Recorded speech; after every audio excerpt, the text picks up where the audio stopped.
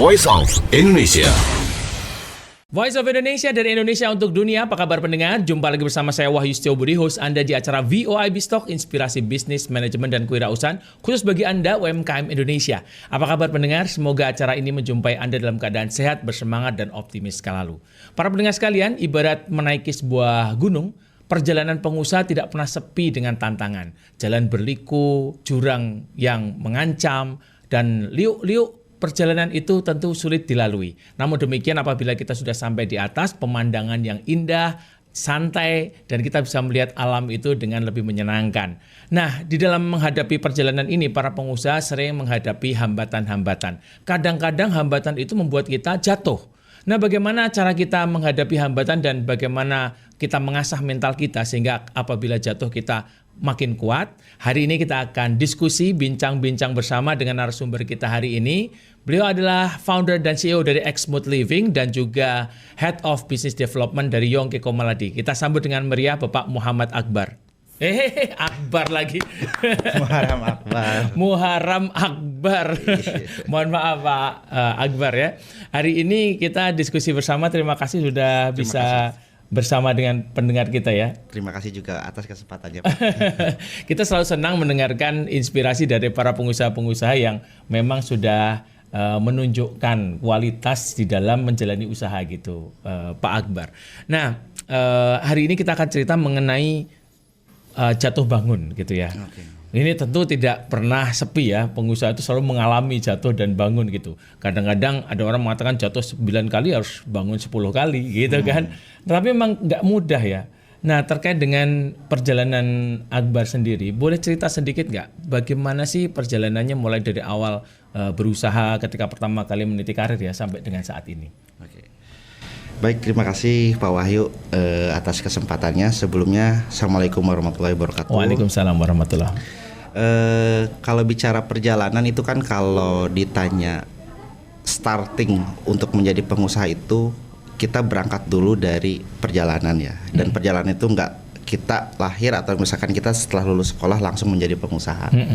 Ya kita tetap ini bicaranya belajar dari di mana kita bekerja.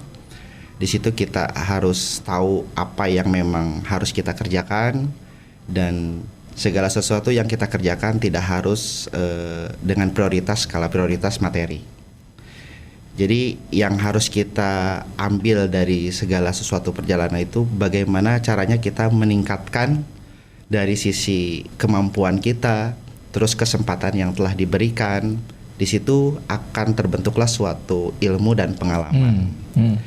Karena kalau inspirasi untuk menjadi pengusaha sebetulnya saya di awal tidak ada sih Pak. Nggak ada. Jadi awal-awalnya nggak punya pikiran, wah saya nanti akan menjadi pengusaha gitu, nggak ada. Nggak ada sama sekali. Kalau awalnya itu berangkat dari sebetulnya dari teman sih Pak. Jadi di situ saya punya lingkungan yang memang punya teman-teman yang punya kreativitas, punya potensi, tapi mereka ini tidak tahu cara mendistribusikannya kemana dan seperti apa. Karena pada saat itu kan saya memang posisinya sibuk kerja. Tapi di sini saya harus membantu orang-orang di sekitar kita yang memang secara keadaan dia tidak ada rezekinya untuk melanjutkan sekolah, hanya sampai SD, sampai SMP. Tapi di situ saya melihat banyak orang-orang yang punya potensi, tapi segala sesuatu itu bisa menjadi nilai tanpa harus melalui proses pendidikan yang legal. Nah dari situ mulai usaha itu saya bikin counter Pak, counter handphone. Oh, counter handphone. Awalnya ini umur berapa ini? Itu saya tahun 2006, itu sekitar umur lulus SMA lah. Udah mulai itu lulus SMA. Ya. Jadi itu pertama memang awalnya membantu karena melihat opportunity ya. Ada human atau SDM yang memang ini punya potensi, ini bisa dikaryakan, bisa diberdayakan, bukan dimanfaatkan ya. Ini lebih di pemberdayaan. Saya arahkan dia untuk belajar servis handphone seperti itu. Karena waktu itu kan zamannya handphone itu kan lagi mahal, booming ya. Lagi booming, mahal. Kemudian servis itu laku di mana-mana. Beda halnya dengan zaman sekarang ya, rusak sedikit ganti baru. Kan banyak yang murah.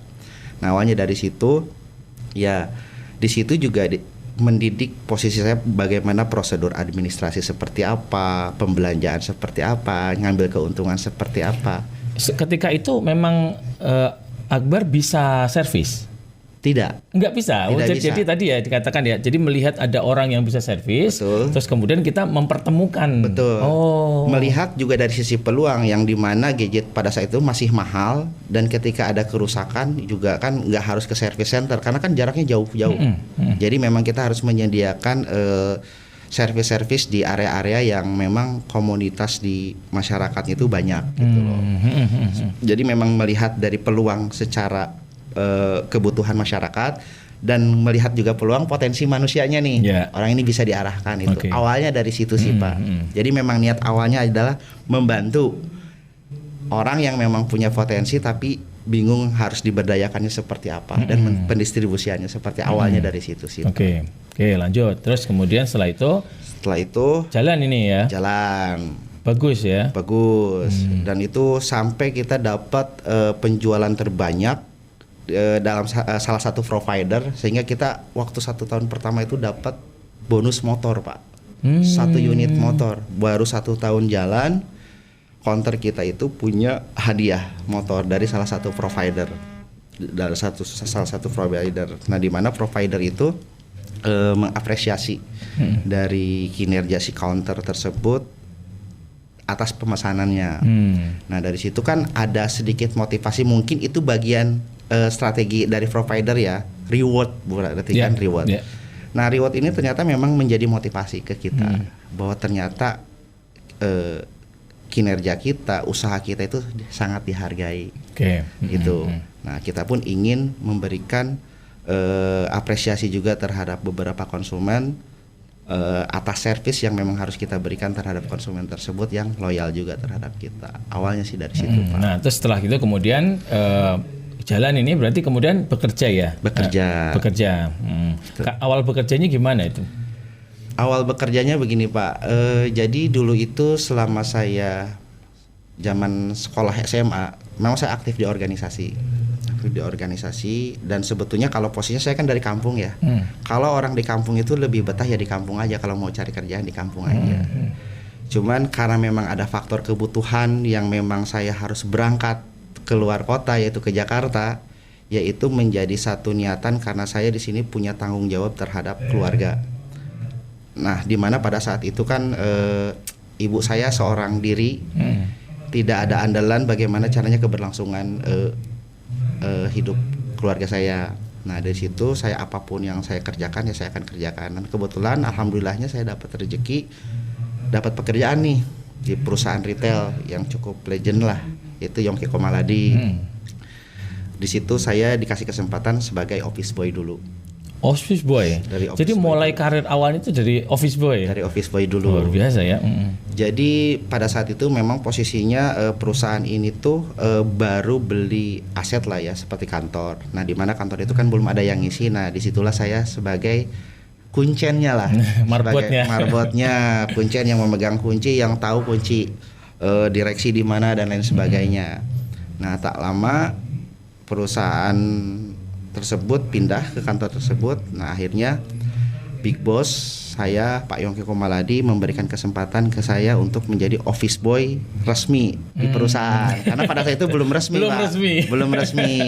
Naik karir ya? Ya. Jadi office boy nggak resmi jadi office boy resmi. Betul. Mungkin Pak Yongki di sini melihat bahwa wah ini ada track record nih selama menjaga gedung ini amanah. Kamu bisa amanah ya kan. Mungkin saatnya saya perpanjang Anda dan saya resmikan masuk ke perusahaan ini menjadi office boy. Awalnya seperti itu. Nah singkat cerita, saya nggak tahu ya insting seorang entrepreneur itu seperti apa, pengusaha itu seperti apa.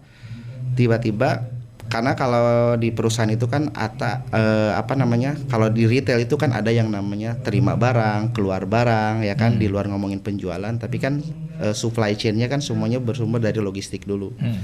Nah, kebetulan pada saat itu ada posisi yang memang membutuhkan. Nah, kebetulan yang megang itu kan masih saudaranya ya, saudaranya. Jadi kalau misalkan ke perusahaan keluarga itu tetap lebih prioritas keluarga yang lebih dipercayakan. Nah, jadi ini bukan terkait masalah jabatan sih Pak. Ini kepercayaan yang memang nggak bisa dibeli. Yang biasanya kepercayaan seperti ini tuh harus ditugaskan terhadap keluarga, ini ke posisi orang lain, yaitu saya pribadi. Itu yang saya syukuri dulu, bahwa memang sosok seorang Pak Yongki memberikan kepercayaan ke orang lain di posisi yang kunci. Terima dan keluar barang itu kan suatu hal yang fatal lah ya. Apalagi di posisi itu tidak ada yang namanya sistem computerized, semuanya versi manual. Bagaimana caranya tracing kan kita nggak tahu terima barang berapa, apalagi di dalam barang itu kan ada nilai ya, ada nilai yang harus dibayar. Nah hal-hal kayak gitu, jadi menggunakan asas kepercayaan terhadap personality. Nah di situ saya menganggap bahwa Pak Yongki ini memberikan kepercayaan secara personality, bukan atas kemampuan dulu Pak. Karena kalau kemampuan itu kan harus ada basicnya ya. Nah ini bicaranya atas trust dulu secara personal. Awalnya dari situ. Dari perjalanan itu saya melihat, saya nggak tahu ya pekanya ini, karena saya banyak belajar juga dari owner, karena Pak Yongki juga orang yang memang awalnya susah. Karena memang segala sesuatu itu berangkat dari lingkungan juga. Saya alhamdulillahnya banyak dimentorin, dimotivasi sama beliau. Ini privilege ya, maksudnya bisa belajar dari tokoh yang terbaik gitu terbaik. Beliau mengajarkan tentang masalah kejujuran, komitmen, konsisten dan lain sebagainya. Jadi di situ saya dituntut untuk harus banyak tahu, harus banyak belajar dan mencari masalah yang memang nantinya akan menjadi solusi. Kamu pikirkan apa yang menjadi masalah di sini dan apa yang harus dijadikan solusi dari masalah yang ada. Jadi saya harus mencari kekurangan yang ada di perusahaan untuk menciptakan sesuatu terobosan, Pak. Ya diantaranya ya memang yang paling minor yaitu adalah yang kelihatan ya Pak. Ini pada saat ini proses administrasi masih menggunakan manual. Pada umumnya perusahaan menggunakan komputer kan seperti itu. Sistem ya kan. Belum sistem dulu tuh Pak. Cuman kita merubah pencatatan manual ke komputer itu dulu minimal. Biar kelihatan surat jalan itu menggunakan printan kan biar agak keren gitu kan. Minimal itu dulu. Nah dari situ saya juga kan nggak minim pengetahuan. Akhirnya saya selama masih office boy saya ngumpulin uang untuk bisa masuk sekolah. Saya proses tuh D3, S1, baru S2 ketemu Pak Wahyu kan. Nah, jadi saya itu kuliah itu harus menyesuaikan dengan pertama kebutuhan di mana saya bertempat. Bukan bicaranya kebutuhan ini bukan berdasarkan kemampuan Pak, saya kebutuhan dulu. Kalau kemampuan belum berarti tidak akan berarti menjadi suatu kebutuhan. Nah, saya akan ciptakan dulu, saya harus pupuk ilmu dulu berdasarkan kebutuhan perusahaan apa. Oh, di sini belum ada IT. Saya harus bisa membuat suatu hardware atau komputer dengan cara merakit. Kalau beli yang build up gitu kan harganya mahal. Saya beli sengaja praktek, saya sampai belajar ke tukang-tukang servis. Saya bayar deh. Saya servis ke kamu tapi ajarin saya gimana caranya ngerakit. Duh, ini luar biasa ya. Jadi ada working extra mile ya.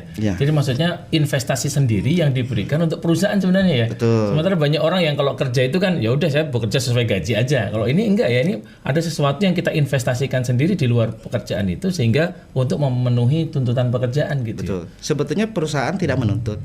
Cuman kembali ke niat di awal, saya bilang kalau segala sesuatu diawali dengan materi itu nggak akan pernah dapat apa-apa, hanya materi yang didapat. Cuman kalau kita niatnya pengen belajar atau kita pengen merubah bukan nasib ya disebutnya upgrade skill kemampuan ya niat kita harus belajar dan harus banyak mau tahu. Tapi kalau segala sesuatu bicaranya dengan materi, kalau saya di bagian ini Bapak mau gaji berapa? Misalkan nggak mau gaji berarti saya nggak jadi belajar dong Pak. Jadi saya selalu berpikir apa yang saya ikhtiarkan, apa yang saya pelajari setidaknya tidak bermanfaat di perusahaan ini, minimal bermanfaat buat diri saya sendiri. Karena di luar sana pun mungkin bisa jadi seandainya di sini nggak cocok, pengetahuan saya, ilmu saya mungkin di tempat lain bisa. Karena ilmu itu kan nggak berat dibawa Pak. Gitu. Keren. Nah terus tadi udah selesai, kemudian bisa sampai di membuat sistem selesai ya Mas. Terus kemudian akhirnya sampai pada masa puncaknya lah ya.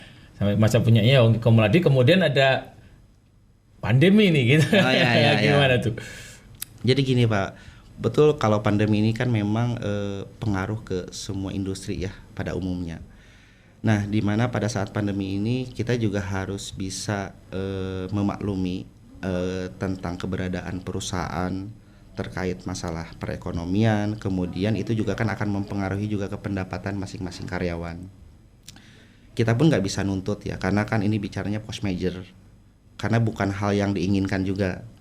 Cuma di situ kan karena yang tadi dibilang, saya akan terus berusaha pasti akan ada cara gitu kan. Makanya jangan pernah bergantung dengan salah satu apa yang menjadi income kita. Nah, inspirasinya kita langsung ke Exmooth Living nih ya. Oke. Mulainya saya tekanannya dulu. Tekanannya dulu ya. Tekanannya dulu. Jadi tekanannya itu gini, Pak. Dulu itu saya terinspirasi dengan ya sedikit banyak kan saya banyak belajar juga ya dari Pak Wahyu terkait masalah SWOT.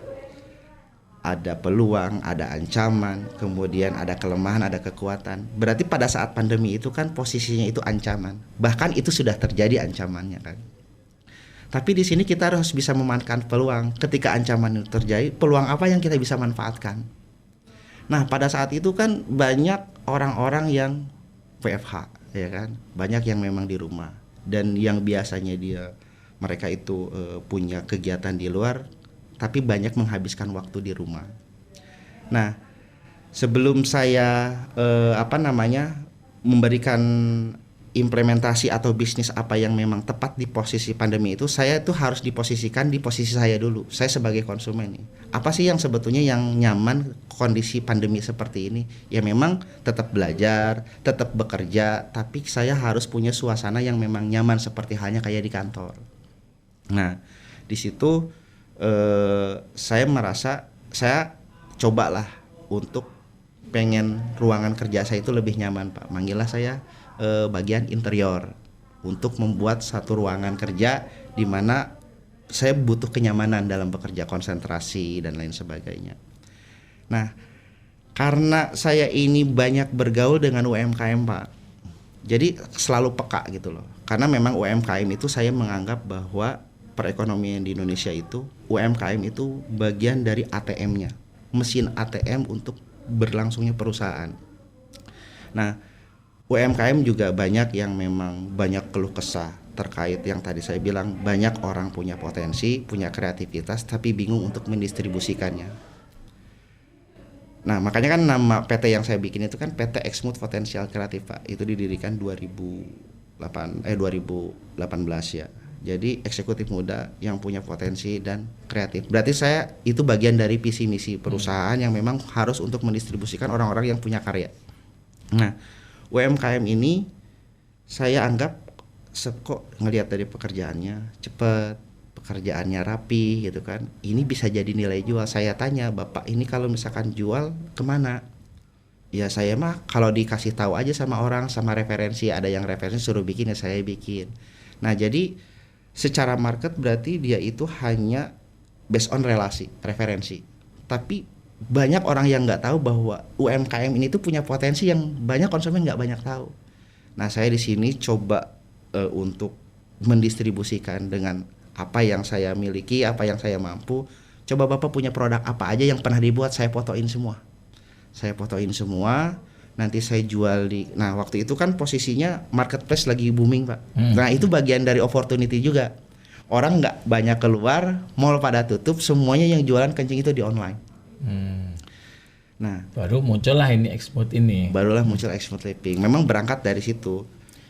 Kita nanti akan ini karena menarik sekali ya. Ini sudah mulai masuk dan saya rasa ini salah satu inspirasi yang menarik ya. Jadi pada waktu pandemi justru muncullah ide-ide untuk bisa mengoptimalkan. Ya. Ini nanti kita akan kembali lagi para pendengar sekalian, kita lanjutkan di segmen kedua. Sebelumnya kita nanti akan dengarkan dulu lagu berikut untuk menghangatkan suasana kita hari ini.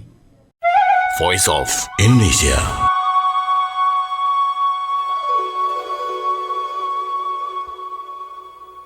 Voice of Indonesia dari Indonesia untuk Dunia kembali lagi bersama kita, masih bersama saya Bapak Muharram Akbar. Beliau adalah CEO dan founder dari Exmooth Living dan juga Head of Business Development dari Yongki Komaladi. Terima kasih Pak Akbar. Tadi kita udah diskusi banyak mengenai awal karirnya, awalnya dari office boy, mendirikan toko handphone dulu, terus menjadi office boy, masuk ke Yongki, kemudian sampai pada karir yang cukup baik, kemudian ada tekanan pandemi, masuk menjadi ini melihat potensi ya, Potensi, melihat ya. potensi di sekitar banyak UMKM yang bisa membuat interior, kemudian tadi sempat dikatakan di foto-foto, kemudian dicoba dijualkan. Ya. Lanjut Pak, gimana Pak? Oke, lanjut. Ya, jadi prosesnya itu yang tadi saya cerita di awal, berangkat dari UMKM yang melakukan pekerjaan di rumah saya ya. Nah, dari situ terinspirasilah apakah mungkin di posisi pandemi ini orang mau mengeluarkan uang yang dimana posisi saat ini tuh banyak yang safety money, Susah gitu ya kan ya. susah. Tapi ini lebih ke lifestyle kan. Kalau bicara interior itu udah bukan bicara kebutuhan pokok, tapi lebih ke gaya hidup. Tapi apa salahnya kita coba kan gitu kan? Nah, apa salahnya kita coba? Dan ternyata memang orang yang banyak duit itu masih banyak Pak. Makanya segala sesuatu itu nggak bisa ditaksir dengan keadaan Pak. Kalau kita nggak coba dulu. Makanya kan ternyata banyak juga orang yang punya tabungan yang banyak, yang memang tetap secara perhitungannya dia juga butuh yang namanya kenyamanan daripada di luar ngabisin duit, daripada saya mati dalam pandemi, saya lebih baik nikmatin kan. Mungkin pada seperti itu ya Pak ya. Nah dari situ berjalan. Nah pertama saya muda ya Pak ya, terkadang nafsu dengan sesuatu yang dianggap bahwa wah ini orderan banyak. Nah waktu itu sempat orderan cepat bagus ya. Bagus sekali Pak, karena memang posisinya ya tadi saya bilang, ketika offline ini redup, online kan yang naik, ya kan. Kemudian dari sisi kebutuhan masyarakat juga banyak yang di rumah kan. Nah otomatis pertama kita difasilitasi oleh platform yang memang pada saat itu menjadi peluang untuk para pengusaha, dan kemudian produk yang dijual itu kebetulan juga pada saat pandemi yang kebanyakan orang pakai juga, kan seperti itu. Nah di situ banyak permintaan. Dengan mitra saya UMKM ini sudah tidak menyanggupi karena melihat dari kapasitas ya kan. Nah akhirnya biasalah yang namanya ketika kondisi terdesak, tidak ada pendapatan pun tapi minim, ketika ada peluang kan pengennya itu maksimal mungkin Pak. Gaspol gitu kan. Nah akhirnya saya mencoba untuk mencari beberapa UMKM yang lain. Jadi ketika permintaan banyak berarti kan saya harus besarin kapasitas. Tapi ketika salah satu UMKM ini nggak bisa dibesarin kapasitas, berarti saya harus mencari UMKM lain untuk membantu supporting dari permintaan tersebut. Nah itu berjalannya lumayan. Saking saya itu kan orangnya selalu positif sama orang Pak ya. Jadi saya niatnya kerja untuk menghidupi banyak orang ya kan. Jadi apa yang menjadi keluhan, karena saya tahu karakteristik UMKM itu kalau tidak ada permodalan, tidak disupport material, tidak disupport uang makan dalam mingguan, mereka nggak bakalan bisa jalan. Karena ya pola pikir mereka itu ya dalam berbisnis itu, atau misalkan dia karakternya bekerja. Saya bisa bekerja kalau ada material yang bisa saya buat. Saya bisa bekerja kalau saya bisa makan. Nah di saat itu. Nah karena saya masih posisinya business owner di sini kan berarti nggak ada tim yang memang membantu saya Pak. Karena saya nggak mau pusing, jadi udah sistemnya itu dulu tuh gini Pak. Material kita yang belanjain, upahnya kita yang bayar langsung terhadap tukang. Karena saking banyak permintaan, saya borongin semua Pak. Ya udahlah, maunya percaya. Terima, jadi harga sekian untuk barang sekian, oke. PO kan masuk terus. Saya kasih lagi terus. Nah, karena terlalu euforia seperti itu, sehingga saya lupa bahwa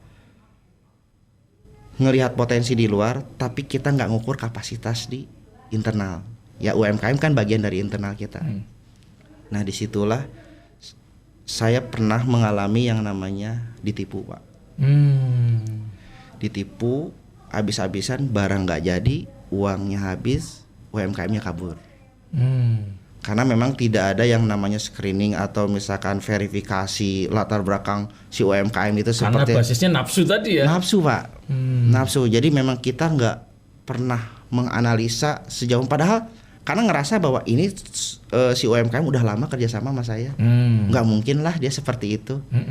Karena selalu berpikir positif, karena hal-hal kayak gitu nggak bakalan menjadi satu PR buat saya. Makanya selama ini pun jalan ya udah.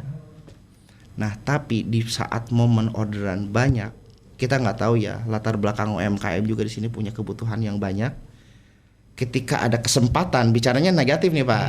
Ketika ada kesempatan saya pegang uang, uang materialnya saya pegang, uang upahnya saya pegang, pekerjaan belum ada sama sekali. Saya punya kebutuhan nih, lagi pandemi lagi kan, saya nggak tahu apapun itu. Ya akhirnya, tahu-tahu lost kontak Pak.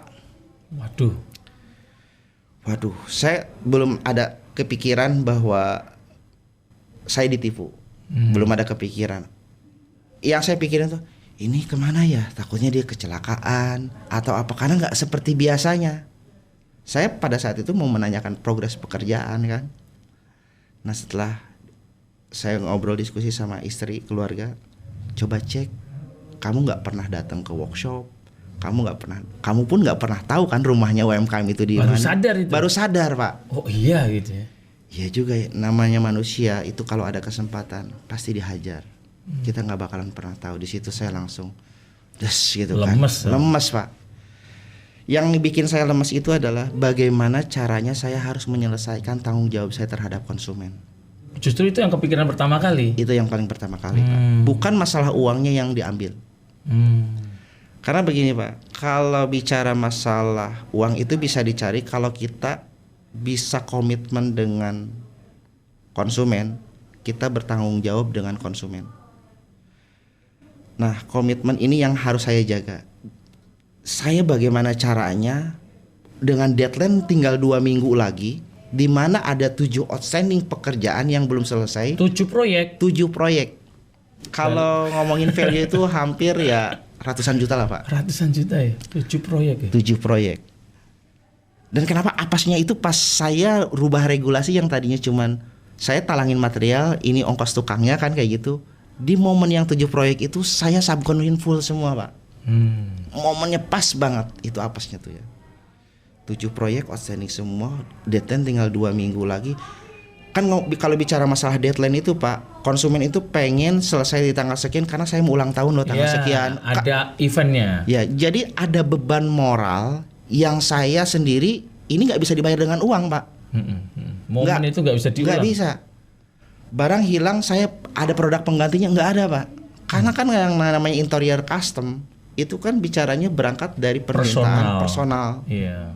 Dan kita harus benar-benar custom juga bikinnya. Tidak ada produk penggantinya. Itu yang menjadi PR saya pertama. Jadi itu beban mengecewakan orang ini ya. yang oke. Karena yang saya pikir itu gini Pak, seperti halnya jangan sampai saya udah ngejalanin bisnis ini panjang. Jadi kemarau panjang basah dengan 1 kali hujan. Karena perusahaan yang udah dibangun atas kepercayaan sehingga masyarakat tahu export living seperti apa.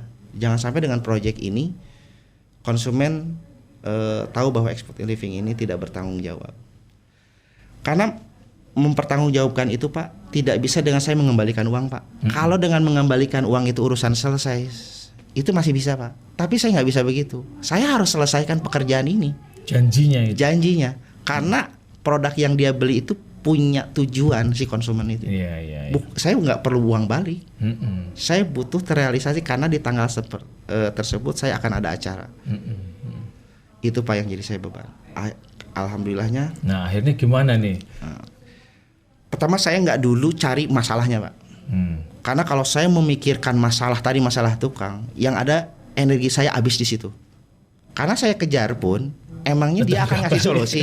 Nggak juga kan? Iya. Anggap saya ketemu orangnya, duitnya pasti udah habis, dan dia juga butuh supporting dana untuk pembelanjaan material dan lain sebagainya. Jadi buang-buang energi, malah kebanyakan negosiasi dan lain sebagainya. Karena berhubung saya ini berkomunitas dengan para UMKM, saya minta bantuan Pak ke para UMKM yang biasanya saya kasih pekerjaan. Saya punya musibah, saya ada kecelakaan begini. Bisa bantu nggak? 2 minggu harus selesai, tapi saya nggak punya uang. Nah akhirnya nego-nego gini aja, tenaga gak usah dipikirin dulu Pak, tapi Bapak tolong bantu carikan raw material untuk kebangunnya ini barang. Wah itu sudah mulai ada celah ya? Sudah minimal ada tenaga yang bisa menciptakan itu barang. Iya. Minimal ada itu satu possibility. Ya. Ada kemungkinan. Karena sebesar apapun uang yang kita dapatkan kalau nggak ada yang ngerjain percuma Pak. Iya.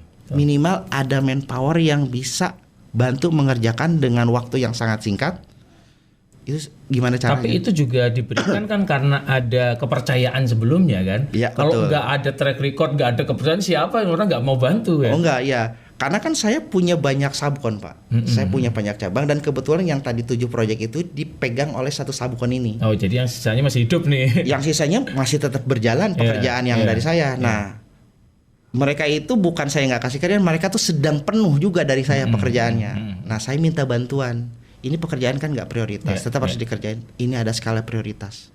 Kan yang Pak Yahyu bilang urgensi sama, urgensi sama, itu dia. Nah akhirnya, oke Pak, kalau begitu saya coba cari jalan keluar untuk cari kebutuhan dari sisi materialnya. Nah dari situ mulailah kita harus mengorbankan apa yang kita miliki. Jadi kita harus punya persepsi bahwa apa yang kita punya saat ini itu adalah kita harus bisa melepas yang namanya kemelekatan, Pak. Apa yang kita ikhtiarkan ini hasilnya, kita bisa beli mobil dan lain sebagainya. Nah kita harus berpikir bahwa apa yang kita dapatkan itu hasil dari bisnis ini. Mungkin ada saatnya kita harus mengalah dulu. Akhirnya saya jual aset, Pak. Saya jual aset, dan jual aset mobil pun nggak cukup. Cash saya tinggal 45 juta hanya di bawah 1% untuk ngemodalin itu barang, Pak. Dan jalan satu-satunya di pandemi, saya punya aset rumah, di mana saya harus mengorbankan keluarga. Baru jadi saya minta izin atau ridho dari istri ya, saya bilang, "Mah, udah tahu kan ceritanya musibah seperti apa. Mau nggak? Boleh nggak?" Saya bilang. Rumah ini kita kontrakin. Kita ngontrak di yang kita cukup aja untuk berempat. Saya kan anak 4, Pak. Anak 4. Dan di mana posisi itu istri saya itu masih hamil tua. Jadi anak kelima. Anak keempat, sorry Pak. Oh, anak keempat. Anak Jadi keempat, 3 hamil anak keempat. Di situ saya ya, kalau istri kan support aja ya, karena bagaimanapun juga istri lebih banyak. Kalau saya cuman hanya dukung dan saya hanya bisa doa aja. Istri hanya cukup itu motivasinya. Nah, karena kan saya tetap butuh keikhlasan. Rumah bersama dengan keluarga harus. Jadi saya juga nggak mau egois. Saya mementingkan untuk bisnis tapi mengorbankan keluarga. Ya alhamdulillah kalau anak-anak kan ngikut aja ya. Istri ridho. Akhirnya saya hijrah lagi ke rumah mertua. Yang anak saya titipin ke mertua, sebagian saya ngontrak. Karena posisi cuma 2 petak, Pak, nggak cukup. Dan budget saya harus cari kontrakan yang bisa bayar bulanan. Ini jatuh banget ya, dari luar ada rumah ya semua yang tercukupi, sekarang ngontrak rumah aja anak harus dititipin gitu. Harus ya. dititipin. Karena apa ya Pak? Kalau bicaranya sekarang terkait masalah kebutuhan, itu memang kita harus ada pengorbanan yang memang kita nggak bisa pungkiri. Dan kebetulan di pandemi itu Pak, ada yang mau ngontrak langsung bayar 3 tahun lagi. Lumayan cash ini. Wah. Fresh money. Yang biasanya kalau yang namanya ngontrak itu Pak, paling ini 1 tahun ya kan, kalau nggak bulanan. Ini ada orang yang memang butuh, kebetulan ada tugas di area situ dan dibayarin perusahaan, dan kebetulan perusahaan BUMN ya, langsung bayar 3 tahun. Saya punya uang di situ dapat 210 juta Pak. Cukup untuk panjernya. Cukup untuk panjer. Nah, sebetulnya 210 itu tidak bisa menyelesaikan untuk 7 proyek, Pak. Iya. Strateginya apa? Itu jalanin, saya cari market lagi untuk narik DP, Pak. Saya minta ke konsumen yang harusnya pekerjaan 2 minggu, saya bikin sebulan. Ini saya bisa kerjakan, tapi 1 bulan gimana? Oh ya udah, nggak masalah. Tarik DP untuk terus nutupin ini, Pak. Dari dana yang tadi kontrakan ini, saya nggak cukup. Di mana lagi saya harus nyari uang ini untuk mencukupi yang 7 proyek outstanding ini yang udah ada deadline. Banyakin market, tarikin DP, masukin di sini. Setelah ini selesai kan saya dapat pelunasan, Pak. Yeah. Dari pelunasan ini saya bisa buat ngejalanin yang proyek baru. Jadi cash flow ini saya mainin di lead time-nya. Jadi yang biasanya saya kerjakan 2 minggu, dibikin saya 1 bulan. Ada negosiasi, jadi akarnya itu ya saya bisa mengerjakan pekerjaan ini hanya dengan 1 bulan karena saya lagi penuh. Yaitu kan internalnya perusahaan ya. Ya kalau misalkan uang itu namanya juga bisnis pasti seperti itu. Nah, kemudian apakah saya harus mikirin orang yang pernah memberikan masalah ke saya? Ya intinya saya harus apapun yang terjadi saya harus syukuri dulu Pak. Iya. Syukuri apa yang terjadi, mungkin Allah Subhanahu wa taala ini memberikan pelajaran di mana kamu harus bersyukur ujian kamu tidak sebesar orang lain. Itu yang saya harus iniin dulu. Mindsetnya itu dulu Pak. Kemudian mungkin Allah telah memberikan ujian ini dengan tujuan supaya bahwa memang orang ini akan bermasalah ke depannya. Jadi saya tegur pada saat sebelum lebih besar. Okay. Positive thinking saya terus. Ya. Iya, belajarnya itu ya. Iya. Oke. Sabar dan saya harus ikhlas. Dan saya tidak pernah menuntut orang pernah menipu saya untuk nuntut saya menggunakan debt collector, saya datangin sama sekali. Dari dulu saya tidak pernah seperti itu. Karena kalau misalkan saya tuntut uang itu balik, saya menganggap bahwa rezeki itu adalah rezeki saya.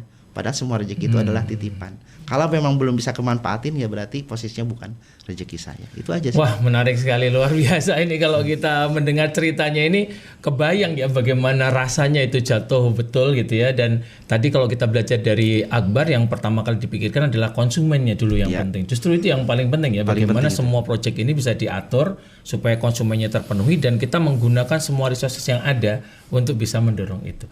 Para pendengar sekalian, ini kita kembali lagi nanti setelah kita ikuti dulu break supaya kita bisa lebih segar dan kita masuk ke segmen berikutnya. Voice of Indonesia.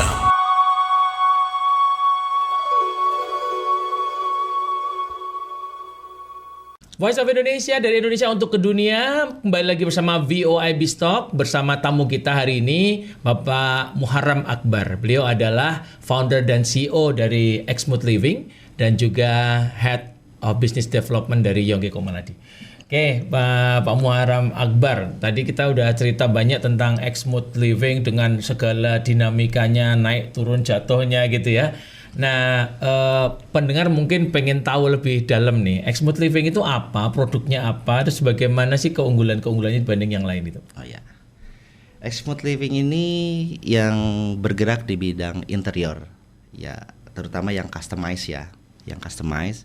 Nah, di mana Exmooth Living ini punya keunggulannya dibanding dengan interior lain. Kalau ada motonya itu harga kaki 5, kualitas bintang 5 Pak.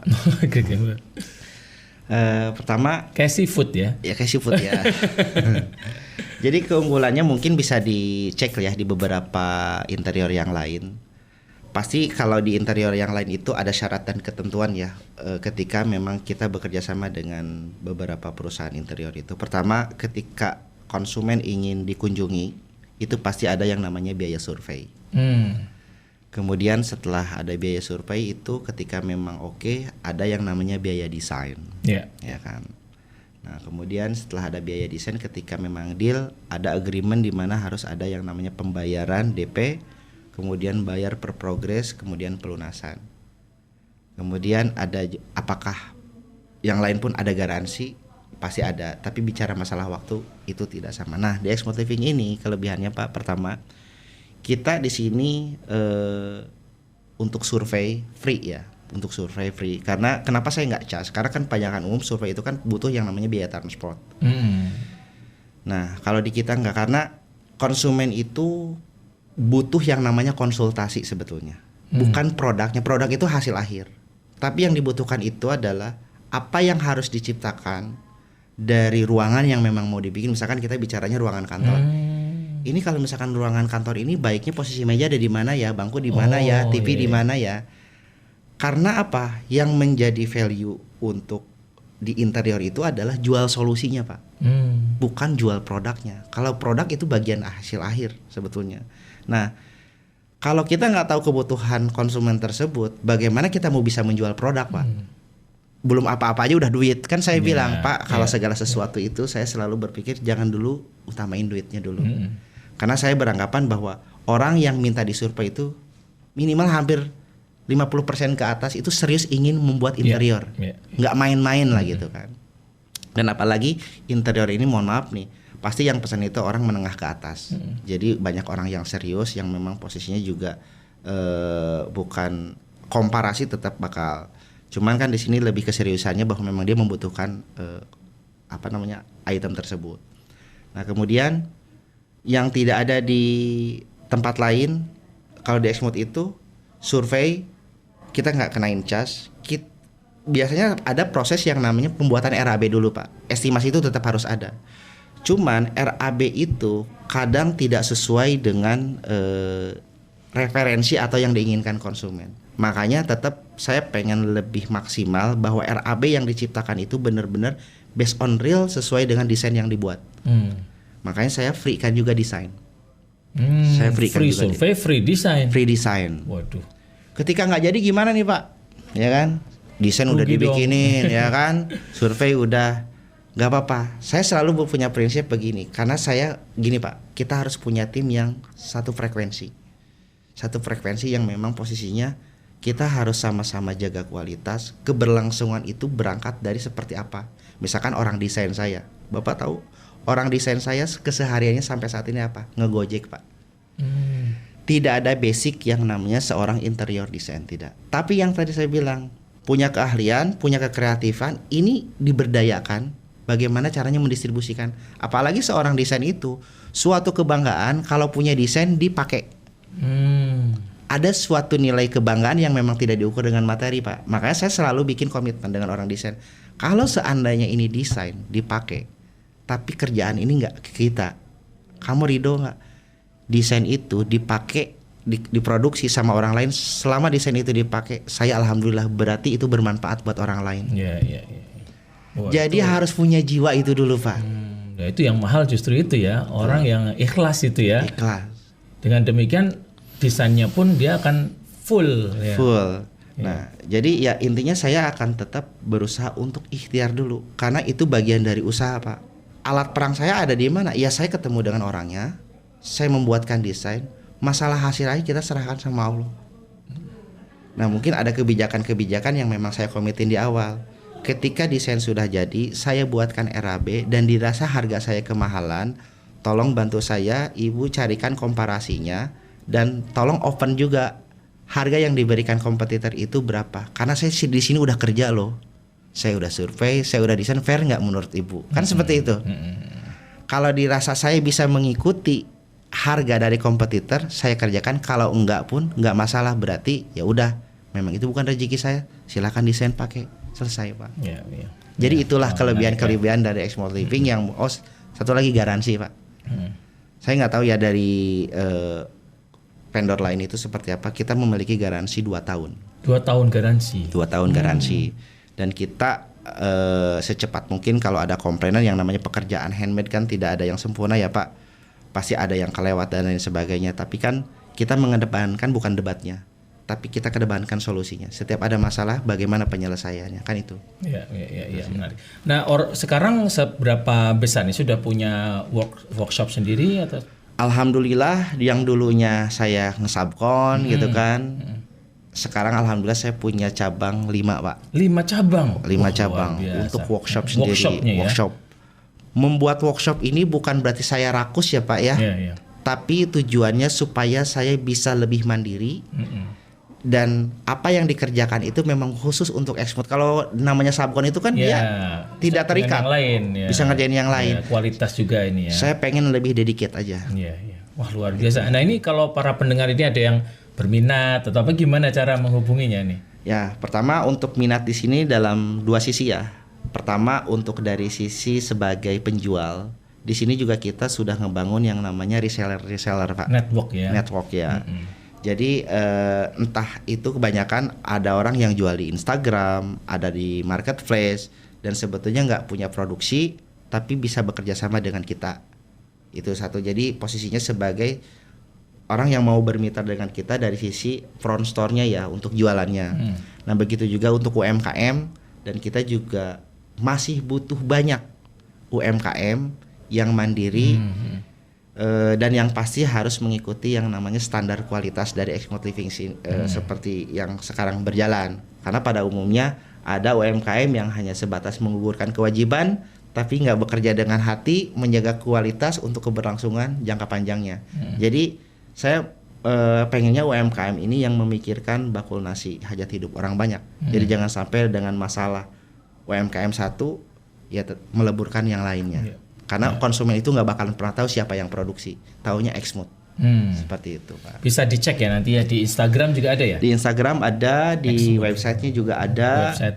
Dan kalau mau lihat ulasan-ulasan dari pekerjaan Exmooth Living ini sekarang itu udah banyak di Tokopedia, Pak. Tokopedia juga Ya, ada. karena kan kalau Tokopedia itu jujur ya, tidak ada rekayasa, Dan langsung dari pengguna. ya, tidak ada manipulasi, jadi memang bagus ya, dibilang bagus, bintang 5 bintang 4, bintang 1 ada. Cuman ya dari sekian banyak yang bintang 1 cuman 1. Pertama aja. Kalau satunya di akhir berarti kan bukan meningkatkan kualitas, malah turun kualitas. Kalau pertama 1 wajar lah, namanya juga masih awal gitu. Baik, terima kasih Pak Akbar atas sharingnya hari ini. Para pendengar sekalian, kita belajar banyak hari ini mengenai bagaimana seorang pengusaha itu bisa juga mengalami jatuh dan bangun ya. Dan itu adalah wajar bagi seorang wirausaha untuk bisa mengalami perjalanan demikian. Justru itu kita pandang sebagai salah satu pembelajaran dan mengungkit kita untuk bisa menjadi lebih baik di masa depan. Terima kasih atas perhatian Anda. Kita akan bertemu lagi di sesi VOIB Stock di minggu depan dengan topik-topik yang lebih menarik lagi. Jumpa lagi kepada Anda dengan menjadi UMKM Indonesia yang sinergi bertumbuh dan berdaya. Bye-bye. Voice of Indonesia.